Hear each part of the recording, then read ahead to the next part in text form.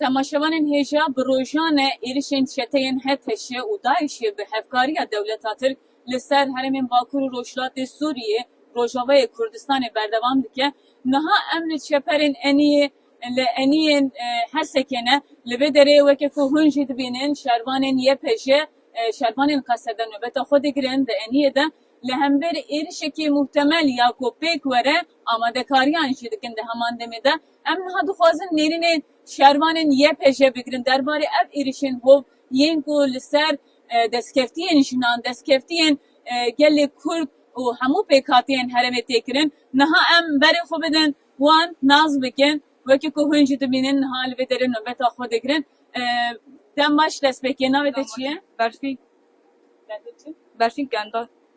Belê Berfîn niha tu wekî şervanekî YPJ li Eniyên pêş yên Hesekê nûbetê digirî li hemberî rewşekî ku biqewime. Peyama te ji bo cîhanê çi ye? Yani birasî bu ku wisa gelê xwe ji bo hemû parêzin yani em her tişî dikin jî divê Hesekê de em her parastinê Hesekê hemû gelê xwe dikin. Em tu carî nayên çareteke em Hesekê de ji ber ku planê ê ku tê kuştin gelê me ji berekî jî em heya dawî nextek xwîn di laşê me de heye em parastinê gelê xwe û axê xwe hemû a bikin.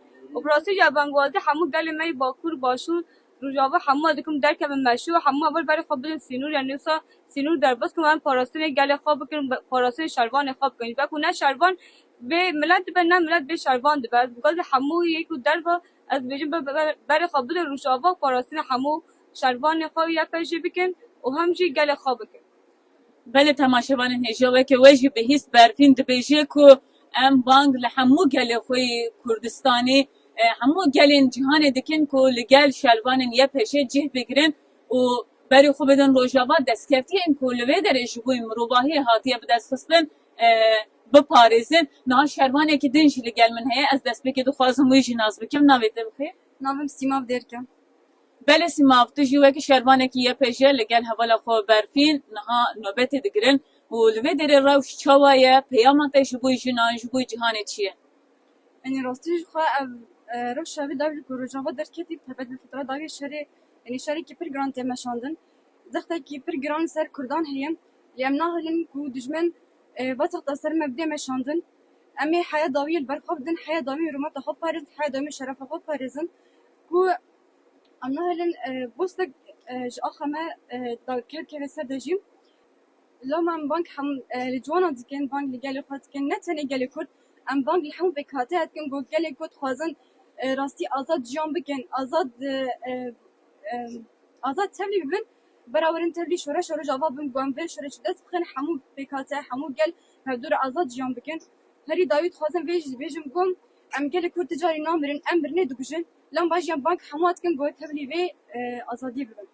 Belê ez niha dixwazim tiştekî din jî pirs bikim ji te niha keziyê şervana jin ya ku ji aliyê çeteyên girêdayê HTŞ ve hate jêkirin bû sembolekî li tevahiya cîhanê hûn jî wekî şervanên YPJ bi keziyê xwe berdidin û çekê xwe digirin di nav refên têkoşînê de refên pêşî têkoşînê de cih digirin ji bo vê dixwazî çi bêjî? Yani ji bo vê ji xwe keziya hevala me ku hatî jêkirin rastî jî piştîna ji xwe me hemû me biryar da ku em va keziya şer bikin em keziya dijmin bikujin.